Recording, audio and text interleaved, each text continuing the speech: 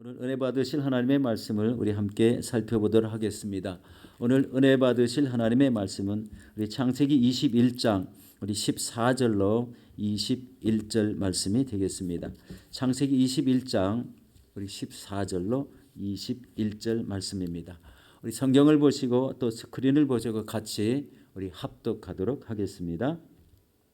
아브라함이 아침에 일찍이 일어나 떡과 물 한 가죽 부대를 가져다가 하갈의 어깨에 메어주고 그 아들을 데리고 가게 하니 하갈이 나가서 브엘세바 광야에서 방황하더니 가죽 부대의 물이 떨어진지라 그 자식을 관목 덤불 아래 두고 이르되 아이가 죽는 것을 참아 보지 못하겠다 하고 화살 한 바탕 거리 떨어져 마주 앉아 바라보며 소리내어 우니 하나님이 그 어린 아이의 소리를 들으셨으므로 하나님의 사자가 하늘에서부터 하갈을 불러 이르시되 하갈아 무슨 일이냐 두려워하지 말라 하나님이 저기 있는 아이의 소리를 들으셨나니 일어나 아이를 일으켜 내 손으로 붙들라 그가 큰 민족을 이루게 하리라 하시니라.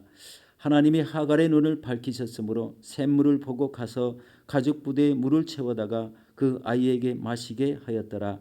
하나님이 그 아이와 함께 계심에 그가 장성하여 광야에서 거주하며 활 쏘는 자가 되었더니 그가 바란 광야에 거주할 때에 그의 어머니가 그를 위하여 애굽 땅에서 아내를 얻어 주었더라. 아멘.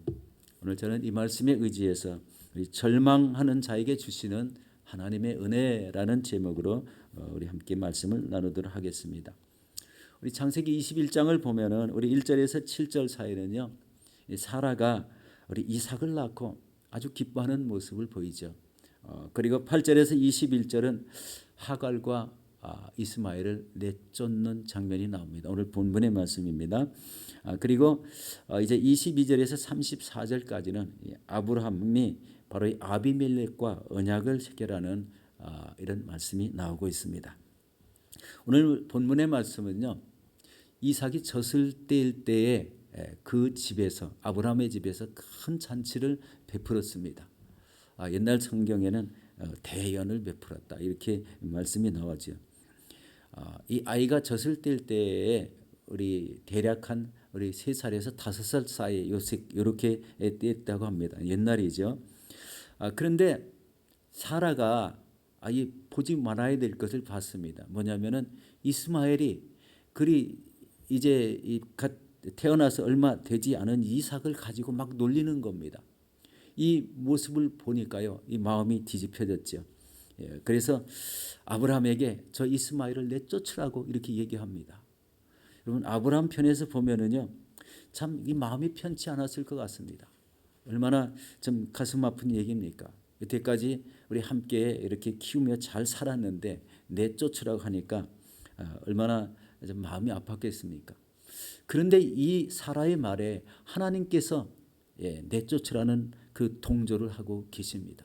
그러면 사실은 말씀이 이 이삭이 내 진정한 우리 자녀다라고 말하고 이삭에게서 나는 자라야 내 씨라고 이렇게 인정을 해 주시는 겁니다.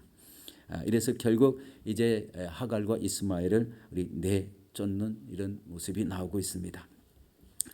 자, 오늘 바로 이 절망하는 이 하갈과 이스마엘에 대한 그런 이야기를 나누면서 우리 삶에 진정으로 하나님께서 이 광야의 삶 속에 어떤 모습으로 살아가야 되는지 함께 은혜를 나누도록 하겠습니다. 우리 창세기 21장 우리 15절로 16절 말씀입니다.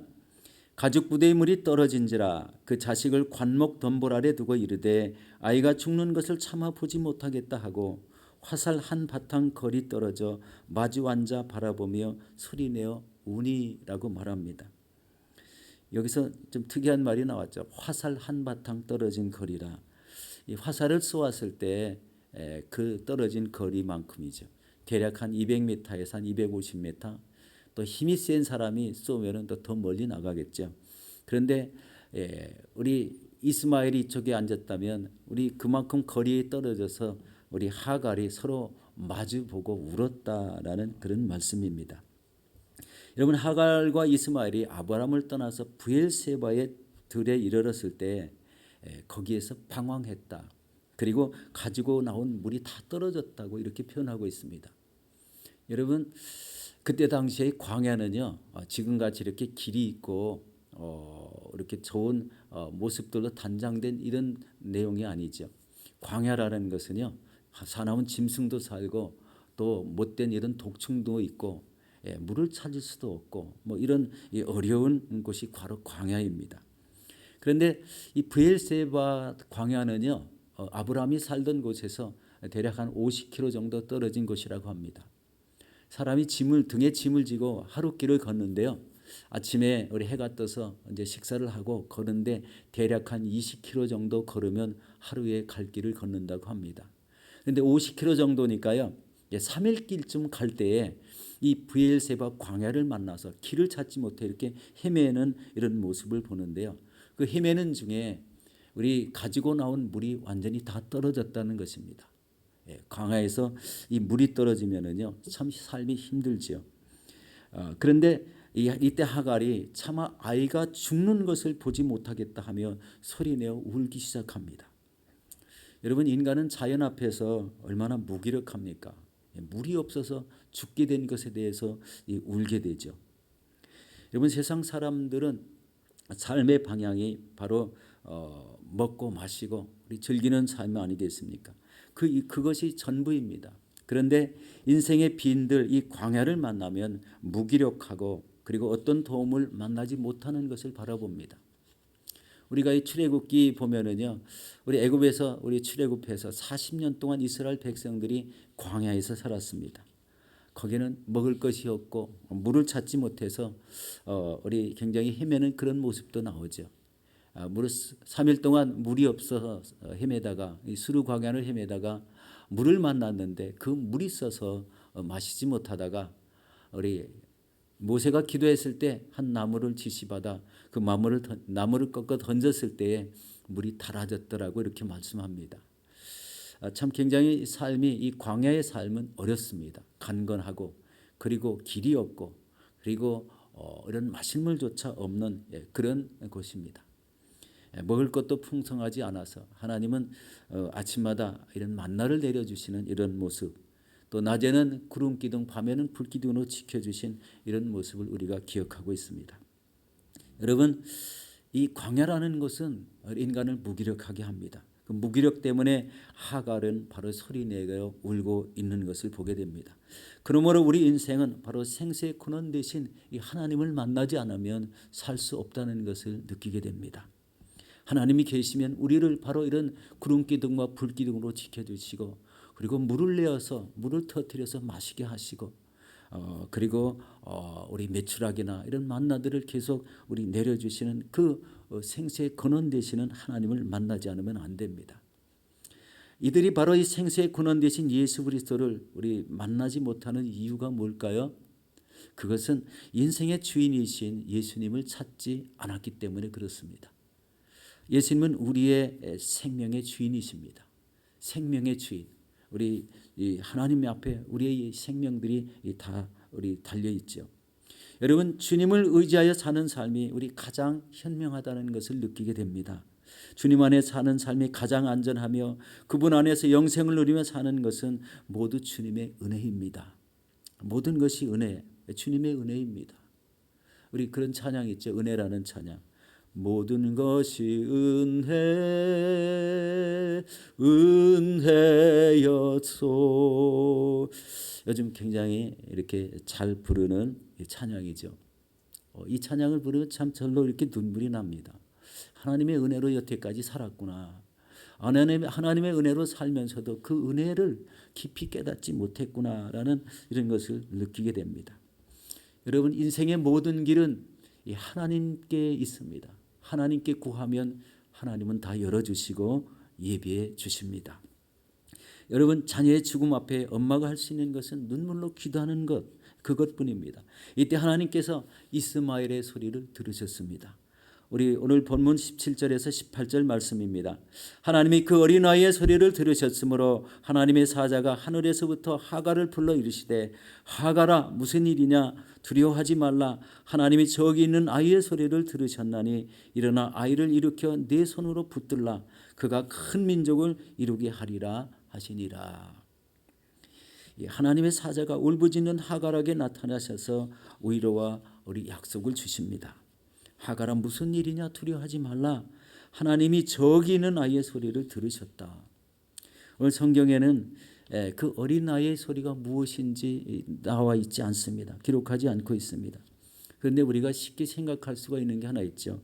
여러분, 엄마가 울면 아이도 웁니다. 엄마가 울며 우리 소리 지르며 우리 하나님 앞에 우리 울부짖는데 이 죽음에 직면한 이스마엘도 우리 엄마와 같이 소리내어 울었다는 것입니다. 그 우는 소리를 우리 하갈이 울며 부르짖을 때 같이 들었지만 이스마엘도 동일한 그 소리내어 우는 소리를 하나님께서 들으셨다는 것입니다. 하나님은 내가 그 아이의 소리를 들었으니 너는 가서 그 아이를 일으켜 내 손으로 붙들라. 그가 큰 민족을 이루게 하리라는 놀라운 약속을 주고 계십니다. 하나님은 이렇게 절망에 처한 사람에게 은혜를 베푸시고 그의 앞길에 소망을 주시는 하나님이십니다.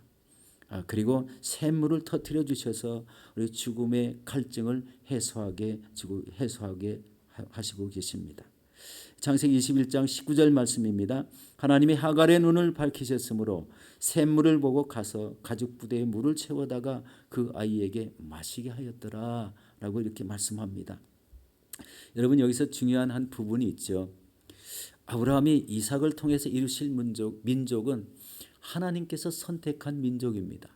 그 민족을 통해서 여러분 우리 이스라엘이라는 이 한 나라를 형성하게 되죠. 그런데 그뿐만 아닙니다. 이제 예수 그리스도가 이 땅에 오시고 그리고 누구든지 저를 믿는 자는 구원을 주시는 이런 엄청난 이런 은혜를 베푸셨기 때문에 이 전 세계 모든 나라에 예수 그리스도를 믿고 구원받은 모든 사람들이 바로 선택된 민족이 되게 했습니다. 얼마나 큰 하나님의 은혜입니까? 우리 베드로전서 2장 9절에 보면 이렇게 말씀하죠. 그러나 너희는 택하신 족속이요 왕같은 제사장들이요 거룩한 나라요 그의 소유가 된 백성이니 이는 너희를 어두운 데서 불러내어 기이한 빛에 들어가게 하신 이의 아름다운 덕을 선포하게 하심이라. 택하신 족속, 왕같은 제사장, 거룩한 나라, 그의 소유가 된 백성, 어두운 데서 불러냈다고 말씀합니다. 여러분, 이 하나님께서 우리 이삭의 그 후손들을 통해서 이루어질 아브라함으로부터 시작돼서 그 후손으로부터 이루어진 모든 민족은 거룩한 민족, 택하신 백성, 바로 이런 족속이 되는 겁니다. 하나님의 소유가 된 백성. 그렇지만 이 아브라함의 동일한 아브라함의 자녀이지만 바로 하갈에서 태어난 이 이스마엘의 선택된 민족은 바로 이 선택된 민족, 하나님이 거룩한 민족으로 세우신 이 민족을 대적하는 아람 민족이 되었다는 데 있습니다. 참으로 참 이상하죠. 한 가정 안에서 선택된 민족, 이 거룩한 민족이 나오고 또 거룩한 민족을 대적하는 민족이 나왔다는 것. 참 이것은 우리 아브라함에게 달린 것을 봅니다. 이런 하나님은 이런 한 가정 안에서 두 민족, 대립하는 두 민족을 태동해서 현재도 이제 이스라엘과 아랍 국가 간의 이 전쟁이 끊임없는 것을 우리가 보고 있습니다. 이 한 가정에서 우리가 어떻게 살아야 되는 것을 우리 깨닫게 하는 말씀입니다. 한 가정 안에서 우리 온전히 하나님을 믿는 가정이 되면은 우리 거룩한 하나님의 택하심이 온 가정에 이루지만 온 가정 안에 믿지 않는 사람이 생긴다면 이렇게 나누인다는 것을 보게 될 때 얼마나 가슴 아픈 일이겠습니까? 여러분, 이 시대에도 하나님께 부르짖는 자에게 하나님은 응답해 주십니다. 우리 17절에 보면 하갈이 울며 부르짖을 때 우리 하나님께서 하신 말씀이 있죠. 하갈아 무슨 일이냐 두려워하지 말라. 내가 그 아이의 소리를 들었다라고 이렇게 말씀하면서 그에게 큰 민족을 이루게 하시리라는 약속을 주시는 것을 보게 됩니다. 비록 하나님을 신실하게 믿지 않고 이 광야를 방향하다가 마실 물 때문에 부르짖는 과정에서 이런 엄청난 일을 다시 우리 하나님께서 말씀해 주십니다. 여러분, 이 시대 속에 하갈과 이스마엘 같이 이 광야 같은 세상에서 무기력하고 처참한 이런 상태에 빠졌지만 아무것도 할 수 없는 상황에서 우리 하나님께 울부짖어 이런 놀라운 은혜를 우리 체험하는 이런 모습을 보게 됩니다. 여러분, 우리도 이런 광야 같은 세상을 살면서 우리 하나님 앞에 이런 울부짖는 기도가 필요합니다. 우리 특별히 요새 락다운이 되어서 우리 일할 수 없는 그런 입장에 처한 분들이 있었습니다. 참 이런 분들이 얼마나 어렵겠습니까? 이 삶을 살아가는데 이제 먹을 것을 걱정해야 되고 우리 가족 수는 많은데 방은 좁은 이런 투베드룸 안에 많은 가족이 사는 이런 모습도 이렇게 들어봤습니다. 참 이런 어려운 형편 속에 우리가 할 수 있는 것은 하나님 앞에 부르짖는 것, 아무것도 없고 필요한 것은 많을 때 여러분 하나님 앞에 부르짖는 것밖에 없습니다. 그리고 이를 통해서 하나님을 만나게 되면 우리 영혼이 바로 하나님을 믿게 되고 그 영혼이 구원받는 은혜의 역사가 일어나게 될 줄로 믿습니다. 부르짖는 삶, 하나님 앞에 이 눈물로 호소하며 내 삶을 돌아봐 달라고 이 물이 없어 갈급한 이런 영적인 이 기가를 체험하고 있는 이 시대 아니겠습니까? 하나님, 이런 시대 속에 우리 하나님 앞에 부르짖는 삶이 우리 가장 중요한, 우리 먼저 우선돼야 될 이런 상황이라고 생각이 됩니다. 예레미야서 33장 3절에 이렇게 말합니다. 너는 내게 부르짖으라. 내가 내게 응답하겠고 내가 알지 못하는 크고 은밀한 일을 내게 보이리라. 놀라운 말씀 주십니다. 지금 이 시대에 처한 상황이 바로 이 광야에서 갈증을 호소하며 부르짖었던 바로 이 하갈과 이스마엘의 상황과 우리 비슷하다는 이런 느낌을 받습니다. 우리 영적으로 기가를 느끼고 있다는 겁니다. 우리는 다 같이 하나님 앞에 부르짖어서 이런 하나님의 은혜로 이 모든 바이러스가 종식되게 해달라고 기도해야 되겠습니다. 물론 기도를 많이 하지만 하나님의 놀라운 이 전능하신 능력이 아니면 할 수 없는 일이라는 것을 우리 압니다. 우리 요즘 SNS 문자 메시지를 주고받는데 우리 이렇게 차에 기름을 넣을 때 그 주유기 손잡이에서 이 바이러스가 많이 옮긴 것 같다는 이런 메시지를 받고 있습니다. 무엇 하나 소홀히 여길 수가 없는 그런 세상이 되었죠. 함부로 갈 데를 가면 안 되고 또 함부로 뭐를 만지면 안 되고 또 마실 것, 먹을 것도 함부로 이렇게 할 수가 없는 이런 엄한 이런 시대에 우리 살고 있습니다. 우리 사랑하는 성도 여러분, 우리 절망에 처했을 때 우리 마음껏 부르짖으시기 바랍니다. 하나님은 바로 이 샘물을 터뜨려서 그 영적 기가를 우리 다 해결해 주셨듯이 우리의 영혼 속에 우리의 생명수로 충만하게 하실 때 바로 하나님의 은혜로 충만하고 우리의 삶을 인도하시는 하나님을 만나게 될 것입니다. 우리 절망하는 자에게 주시는 그 하나님의 은혜를 갈망하며 오늘 또 하나님 안에서 풍성한 삶, 은혜의 삶을 누리시는 저와 여러분들이 되시기를 예수 이름으로 축원합니다.